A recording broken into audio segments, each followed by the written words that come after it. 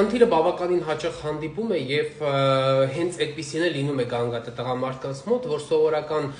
ոչ էրեկցված վիճակում ցավի կամ տհաճության զգացողություն չի լինում եւ հենց էրեկցիայի ժամանակ են ի հայտ գալիս ցավի զգացողությունները։ Հիմնական տոկոս դեպքերում մենք այստեղ գործ ենք ունենալու ըստ երևույթին Պեյրոնի հիվանդության հետ։ Ժամանակ առ ժամանակ ես խոսել եմ Պեյրոնի հիվանդության մասին, հիշեցման կարգով մի փոքր հատված ցույց եմ տալիս իրենից ինչ է ներկայացնում Պեյրոնի հիվանդությունը եւ շարունակում ենք մեր տեսահոլովակը։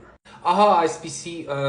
տեսք է ունենում Պեյրոնի հիվանդությունը, դա առնանդամի թեքվածությունն է դեպի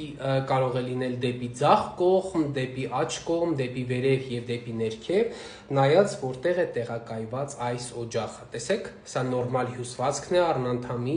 իսկ սա այդ օջախն է սպիտակուցային թաղանթում առաջացած։ Տեսեք, այս մյուս նկարների մեջ երևում է այս օջախները,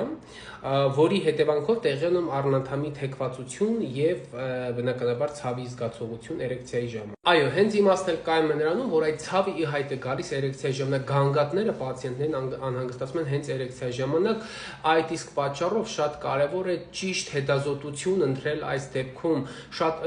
գիտեք, ասեմ ձեզ, միակ հետազոտության եղանակը դա առնանդամի դուպլեքս հետազոտությունն է, որի հետ կապված վերջին ժամանակներից թուրիմացություններ են առաջացել եւ որոշակի կլինիկաներում Աստծո սիրուն ոչ մեկի մասին սա բամբասանք չկոչվի, որոշակի կլինիկաներում ասում են, մենք իրականացնում ենք առնանդամի դուպլեքս հետազոտություն, առնանդամի դուպլեքս հետազոտությունը առավել եւս եթե կիրառվում է Պեյրոնի հիվանդության հետ կապակցությամբ ախտորոշման համար, այն յուրահատուկ ձև ունի իրականացման։ Դա սովորական սոնոգրաֆիկ հետազոտություն չէ եւ սովորական դատչիկով նկարել առնանդամի եւ այցելել, որ այնտեղ ոչ մի խնդիր չկա, բնականաբար դա առաջացնում է դիագնոստիկ սխալների հավանականություն։ Դրա համար այս պարագայում անհրաժեշտ է մասնագետի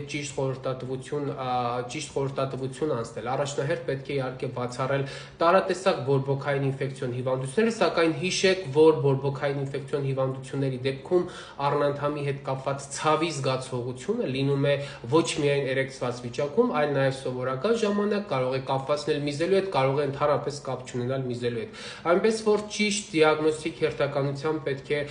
քայլ առ քայլ գնալ առաջ այս խնդրի պարագայում եւ հասկանալ, որպեսզի բաց չթողնել ամենակարևոր խնդիրները։